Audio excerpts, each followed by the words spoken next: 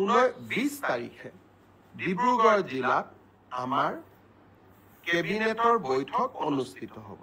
কাৰণ প্ৰত্যেক মাহত 4 দিন বা 3 দিন মই ডিব্ৰুগড়ত থাকো আৰু ডিব্ৰুগড়ত থকা সময়তে ডিব্ৰুগড়ত আমাৰ কেবিনেটখনো অনুষ্ঠিত হ'ব।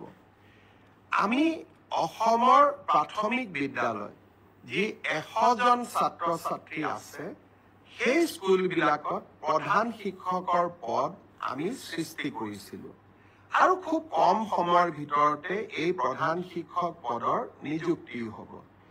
এইবাৰ আমি চিন্তা কৰিছো যে 50জন থকা প্ৰাথমিক বিদ্যালয়সমূহতো 50জন ছাত্ৰ ছাত্ৰী থকা প্ৰাথমিক বিদ্যালয়সমূহতো আমি প্ৰধান শিক্ষকৰ পদ সৃষ্টি কৰিব পাৰো নেকি?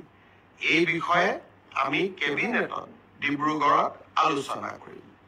প্ৰাদেশিকৰণৰ আইনখন সংশোধনৰ বাবেও ইতিমধ্যে আমি সংশ্লিষ্ট সকলোৰে লগত কথা বতৰা পতা আৰম্ভ কৰিছো, যাতে সকলোৱে এই ক্ষেত্ৰত যিমান দূৰ পাৰো 2006 চনৰ আগত স্থাপন হোৱা শিক্ষানুষ্ঠানসমূহত আমি যিমান পাৰো আমি যাতে ন্যায় দিবৰ কাৰণে আমি চেষ্টা কৰি